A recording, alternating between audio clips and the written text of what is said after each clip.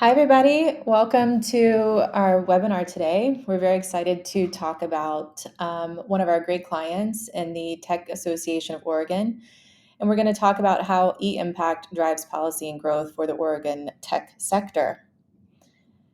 A couple housekeeping things to go over before we begin. This is being recorded, and yes, we will be sharing this afterwards. So we hope we can answer your questions live, come back to those answers once you guys review this, but wanted everyone to know that you will be recorded during this webinar.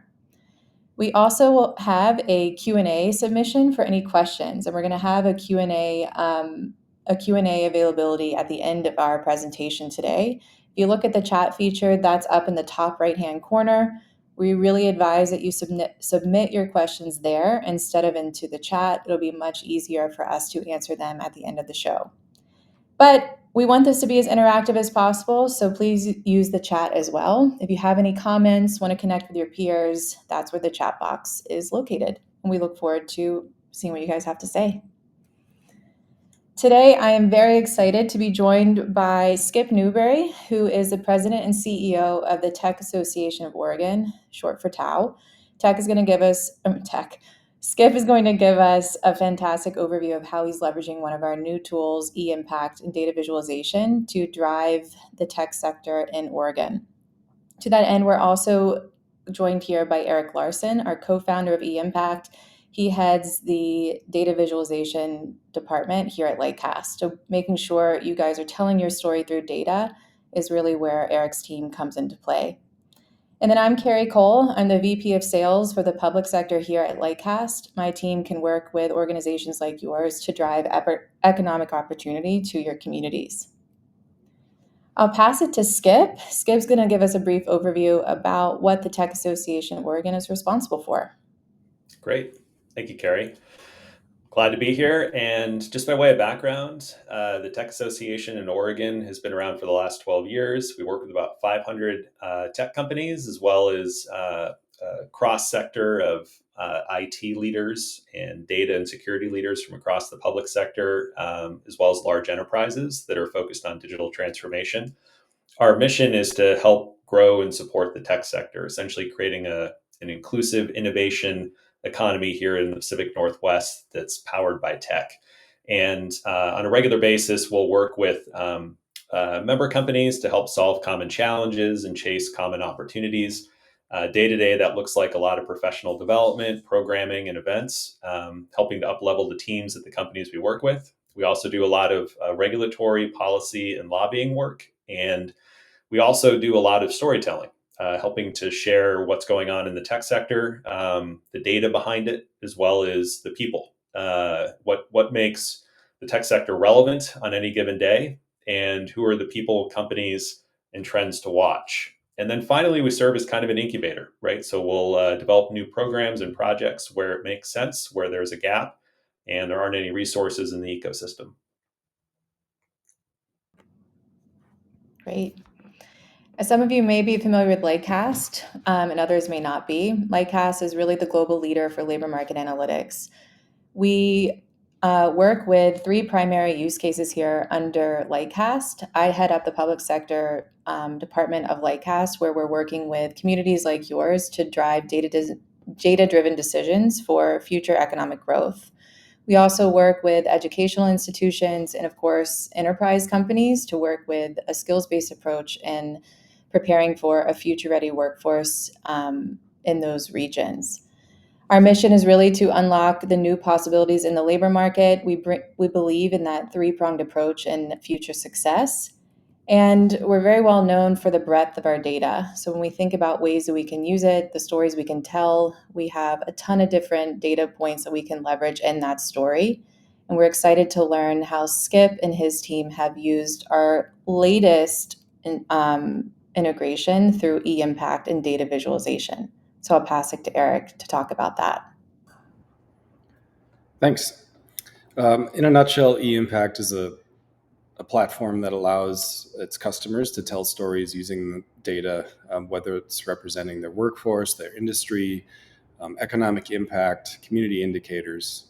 We bring that all together in a visual format. And that can be from, Lightcast itself, job postings data, employment data, earnings data, but also third-party sources. So it really lets you unify that into a cohesive story. And eIMPACT comes to Lightcast by way of acquisition this time last year. And at this point, we're helping customers from the smallest regional chambers of commerce to the largest enterprises use data visualization as part of their communications around the globe. And as you'll hear with TAO today, it's really helpful in informing a range of decision makers, stakeholders. We'll be talking a lot about how to address, policymakers, but on the other hand, talk to tech companies and workforce partners that are all working on the same problem set of driving economic outcomes, but also career advancement, plugging holes in the areas of the economy that have, some supply gap, for example, when it comes to demand for certain types of job functions.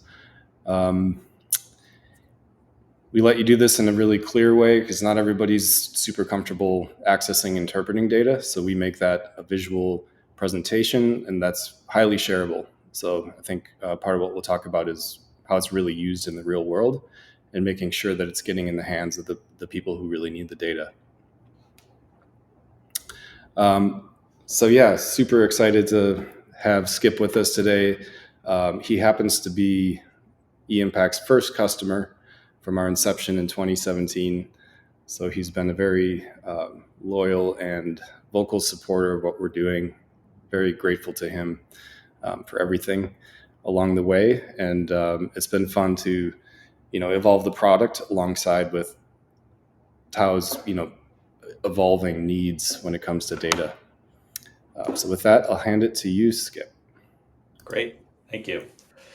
Yeah, so covered this a little bit or touched upon it a little bit in the introduction, but a big part of what we do and a big part of the value we offer to our member companies is helping to raise their visibility. And we do that through storytelling. And storytelling is a multifaceted thing. We can both talk about the companies that we're working with, but also it helps to provide kind of some context around what they're doing. And so from that standpoint, we look to data to help inform the trends that we can help use to elevate the stories of our individual member companies.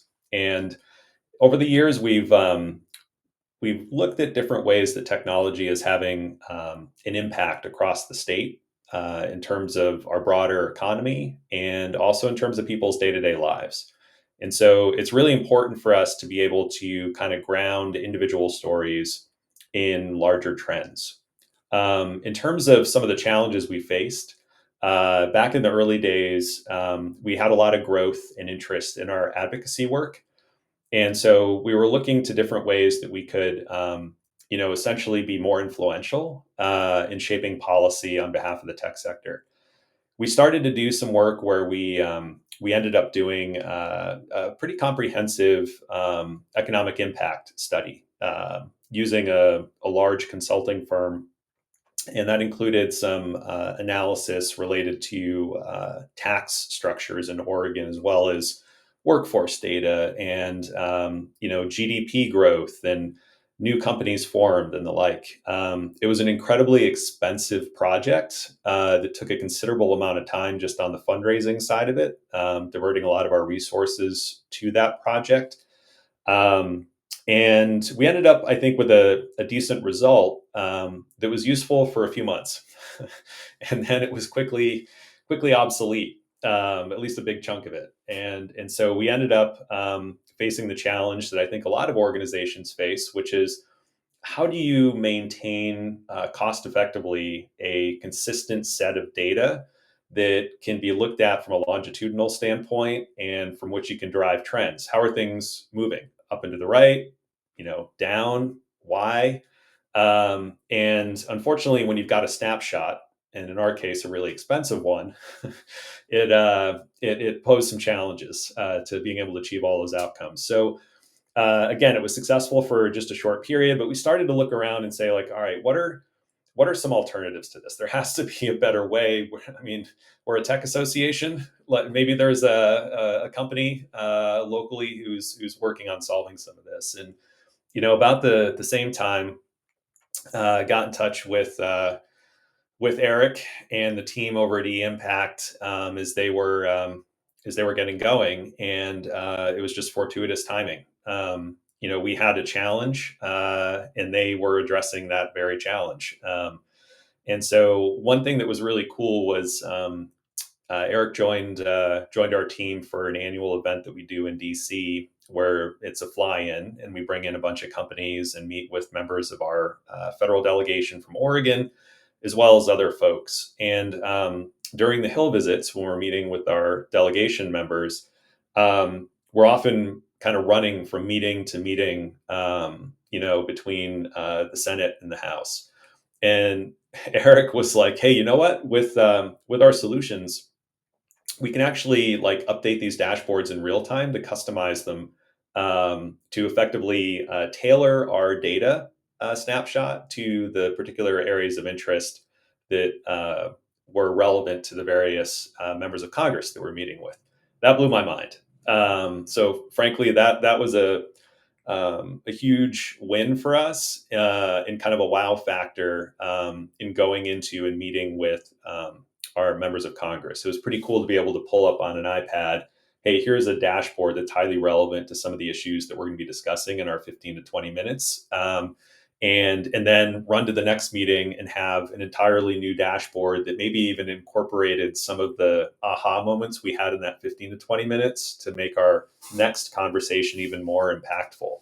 And so that was kind of the beginning of our now long relationship, working with the eIMPACT. And like I said, it started with the challenge of how to solve for the challenge of having data that doesn't become immediately obsolete or static. And then beyond that, looking at different ways that eIMPACT could be tailored to meet our specific needs as an organization.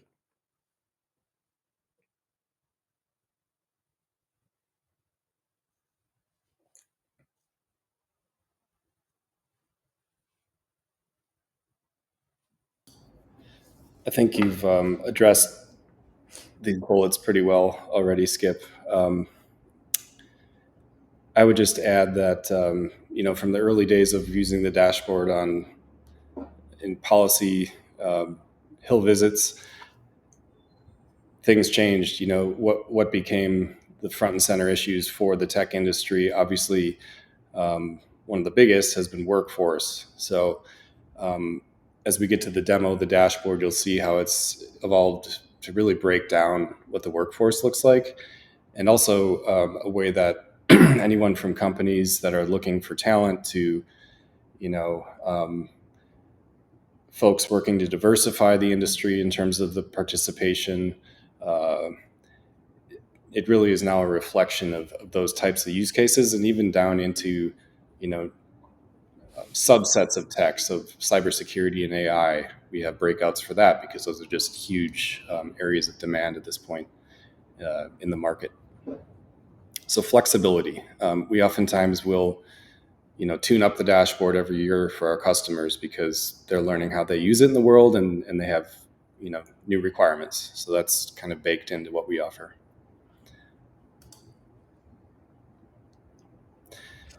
Skip, I wonder if you'd speak a little about some of the work in Agtech, and I guess I've touched on a couple of these others already, but I'll hand that to you. Yeah, no, I'm happy to. So one of the case studies that I think is useful to illustrate some of the work we've done with the eIMPACT over the years is we partnered with a regional economic development organization called SEDCOR that has a big focus on agriculture, especially ag tech. And what we looked at was leveraging the eIMPACT platform to help them in their advocacy and storytelling around the importance of ag tech jobs to the future state of the region's economy. And what they were looking to address specifically was the issue of brain drain, right? Relatively rural area. You have a lot of folks who are like, well, I don't really see a future for me, in this region. Maybe I want to pursue a tech job, or I want to go into agriculture, but I grew up on a farm. It's tough, etc. The future, unless it involves tech, is maybe a little murky. So what we did with Sedcore was essentially to be able to paint a picture of here's where there are existing essentially Agtech jobs in the region, and here's where there's future growth likely. And so what was interesting about that work was it, number one, helped to essentially serve as a benchmark for ongoing work that Sedcore was doing, helping to move the needle in increasing both the number of ag tech jobs by attracting more companies and helping more startups get going in the region. So growing the employment pie, as it were, and then also looking at different ways that they could use the data to help influence and shape new curricula and training program development across the workforce system, as well as higher ed. And so those were some really cool outcomes that we were able to focus on that were specific to a particular vertical within tech. Again, working with a partner organization as well as the eIMPACT. The other thing that I wanted to highlight was this is around a little bit before the start of the pandemic, beginning of the pandemic. As Erik was alluding to, one of the big issues in tech historically has been workforce. Where's the talent going? Where's it coming from? What are the skills needed to be successful in a tech career? And then as tech changes so dynamically, how can people stay up to speed on the skills they need through retraining and upskilling? And so being able to see in the data what is changing, what's staying the same, really helps us to help our partner organizations and higher ed institutions, workforce, et cetera, stay on top of things. And so what we started to do was including some infographics with data focused on diversity and salary trends in our particular region. And what was interesting when we first did this study was looking at where in the state higher concentrations of diverse tech talent were located. And as is noted on the slide, we were somewhat surprised to find that there were some higher concentrations in more rural areas.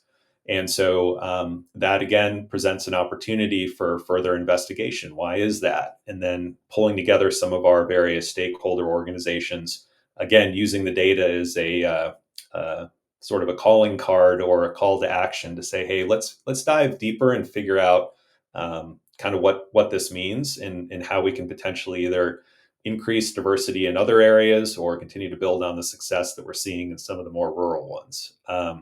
So out of this, we now have a program that we're supporting and heavily involved in the state called Future Ready Oregon, which is a $200 million multi-year program designed to help address the challenge of getting more folks from underrepresented communities into tech careers by funding programs on the one hand and also doing interventions and providing more wraparound services to those communities, as well as helping companies connect into those population centers. So again, that's another example of how essentially the data and how it was shown led to some advocacy efforts, and then finally some outcomes in the form of funding and new programs and support from the state.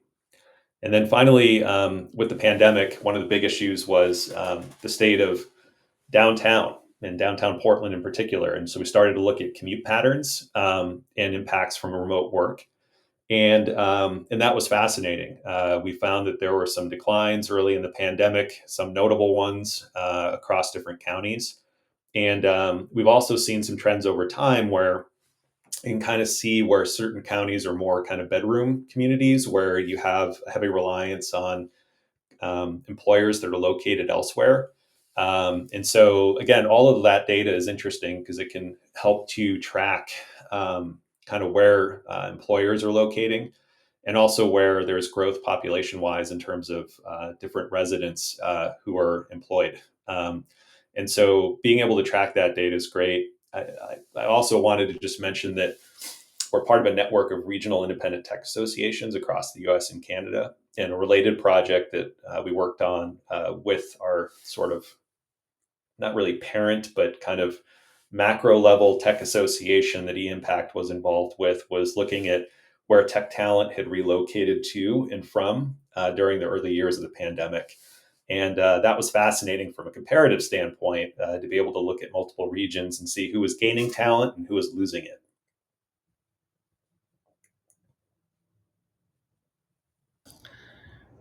Thanks, Skip.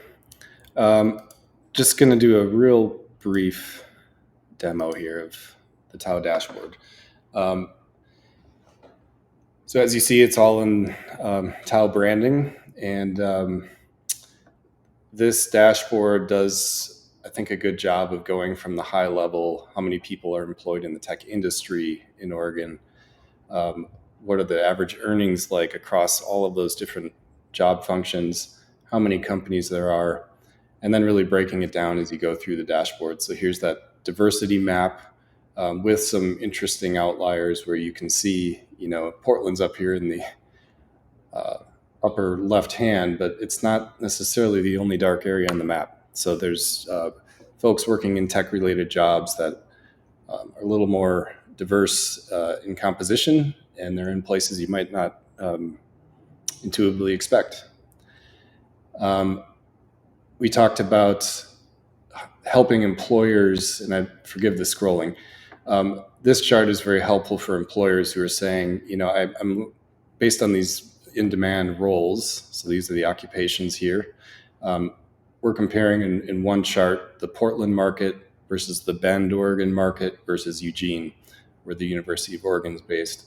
So they can really see, how much am I going to pay for talent in these top markets within the state? From an entry level standpoint, so percentile on the lower end, 25 percentile all the way up to the higher end, and find affordable talent, and also just kind of have some intel into what they're doing when they go to build their workforce. Last thing I'll show is this breakdown of cybersecurity as well as data science, which are very big issues, not only in Oregon, but across, I would say, maybe the world potentially. So this chart uses job postings data, worker profile data to produce a skill gap. So we can see, we're trying to train more cybersecurity workforce. Where are the gaps biggest? And how can we have conversations with workforce partners and, perhaps non-traditional trainers of workforce in using these in-demand skills to really help define addressing that supply issue. And also where they're working. So Nike employing the most cyber workers out of the entire state, which might be a little counterintuitive compared to a company like Intel. All of the data can be downloaded out of the dashboard, so it gives a lot of access to folks who might want to grab this data set and use it elsewhere. And as we talked about up front, shareability. So clicking a button and being able to, send this to somebody in a variety of formats.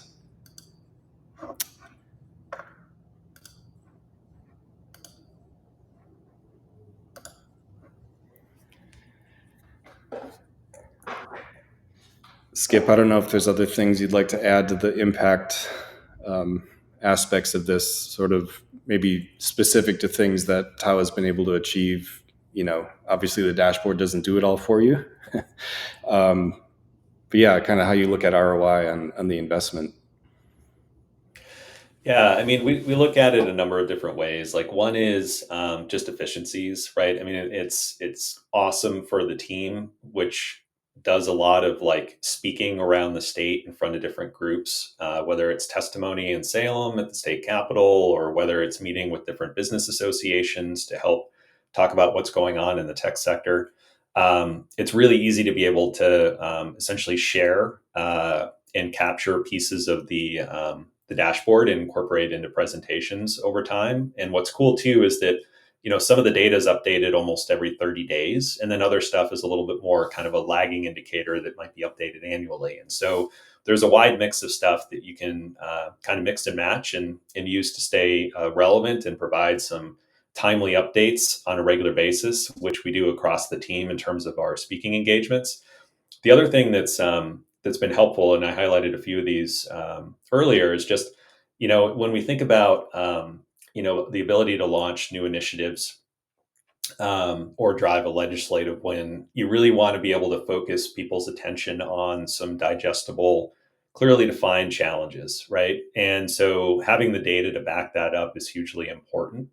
And it allows us to do kind of legislative leave behinds and quick little executive summaries that have a combination of data from the dashboard plus some key takeaways from a text standpoint. And so there's a lot of ease of use there that has enabled us to be effective over time. I highlighted a couple of workforce related outcomes earlier, but we've also been doing a lot of work more recently in the legislature, helping to shape AI policy across the state, including recently chaired an AI task force for Oregon focused on definitions of AI technology. And there's now an effort underway in this legislative session to essentially establish a commission of different folks from different backgrounds to look at AI on an ongoing basis and make recommendations to the legislature.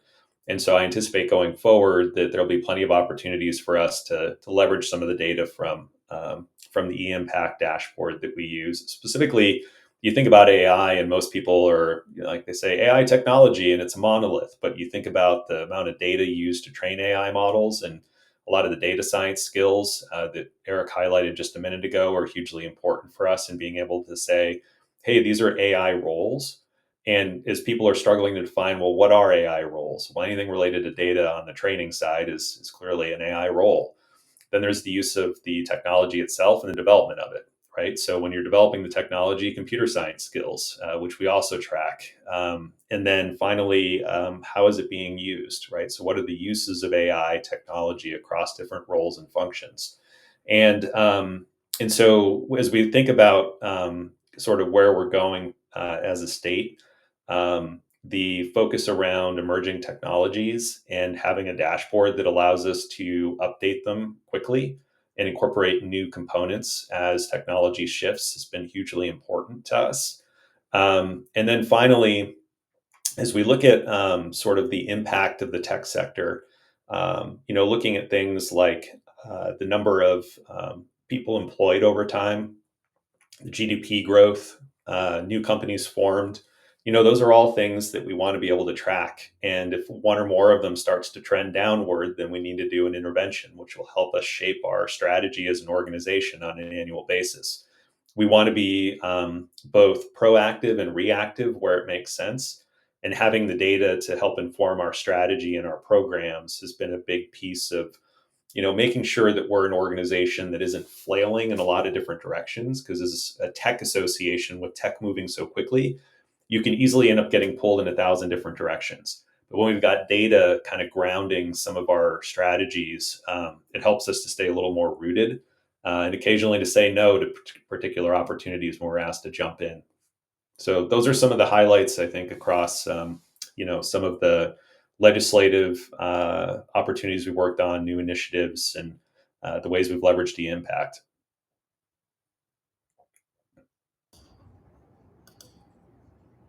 Cool. That's Thank back to you. you. Yeah, Skip, Erik, this is fantastic. And this is such a specific use case of our data, but it really goes to show how our clients are using data visualization, just the customization aspect, being able to package exactly what you're trying to convey to stakeholders internally or externally is really, really valuable. I'm excited to turn it over to a Q&A. Let's hear from our audience. We had some pre-submitted questions. We have a couple in the chat. We'll try to answer as many as we can. But we'd also love to talk to anybody here about our eIMPACT dashboards if they're interested. There is a poll in our menu bar, which I'm hoping that everyone can find. And if you're interested, please feel free to set up. We'd be happy to talk to you after to explain more about how we could potentially help your region. Okay, I think we're ready for some Q&A. You guys ready? Yep. All right. I have a couple ready to go from our chat. And again, anybody here, please feel free to write them in the Q&A section of the chat box. This one's for Erik. Is it possible to bring external data alongside Lightcast data in an eIMPACT dashboard? Yes. Could you As maybe... long as we have access to the data, we can visualize it. And any kind of parameters to set? Like, do we need to have it in a certain format? Does the client need to provide it? any specific data sets you guys heard as a good complementary to Lightcast data? Yeah. Right in the TAO dashboard, we do have, for example, housing market data because it's just a big issue. So that's coming out of Zillow. That's a third-party source example. In other cases, it'll come from the client. Might be something they collect, and we usually do the work of formatting it and making sure we can use it. So try not to complicate that too much for our customers. Perfect. Yes, that's actually been something that's been really fun to scope with our clients. And quite honestly, when we acquired the eIMPACT technology, I didn't realize that we could. So it's been really fun to, again, scope solutions even outside of Lightcast data. And again, it just goes into the customization of the eIMPACT data visualization tool. Okay, is eIMPACT scalable such that it can handle multiple simultaneous users without getting slow? Erik, Yes. I guess that's for you. Yeah. We have a case where it's used internally across an enterprise, so they have thousands of users accessing it. So we designed it so that it could scale up in that fashion. Perfect. And how customizable can we make data to local areas?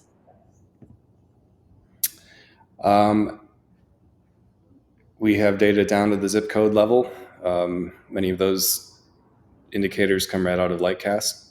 That's usually about the finest level of detail before you start getting, very sparse data. So pretty localized. Yep, and just from our current customers, they all range from small local communities all the way up to state and even national level clients. So again, we have ways to deliver solutions to any size client, either from a regional standpoint or, of course, looking at a business or enterprise account as well. This one's for Skip, actually. What is the most important workforce information you're looking for to assess the future needs of the tech sector? I guess in this case, we can focus it on Oregon. Mm-hmm. Yeah, I mean, in terms of future needs, we're looking at, where are we seeing first some supply demand gaps. So there's a particular infographic as part of our eIMPACT dashboard that looks at, folks who are candidates who have a particular skill set that they're advertising, and then employers in terms of job posts, kind of what those skill sets that are in demand look like. And then we look at, is there an oversupply of candidates? Is there an undersupply of jobs, or vice versa, or is it pretty even? And where there's big gaps, especially over time, because these are updated like every 30 days or so, then we're like, okay, we might need to start thinking about maybe growing the pipeline or talking to some of our higher ed partners around, it looks like we're seeing a big growth in demand for this particular type of skill set or occupation. And we might need to start thinking about either creating a new program or realigning existing curricula if it's not producing enough students or attracting enough students. And then also thinking about, is there maybe some sort of an initiative to help attract more talent that's already in the profession to the state? So those are all some things that we're paying attention to that allows us to do some further investigation. And then finally, as an association, we have strong relationships with all the companies we work with, and we're starting to look at more opportunities to do regular polling of those employers across, essentially HR departments and key hiring managers, asking them periodically, what does the next, say, 6 months or 12 months or 18 months look like for you all? And as we get some of that real-time data, we can start to, crunch it in terms of like, okay, what size stage is this company that just responded?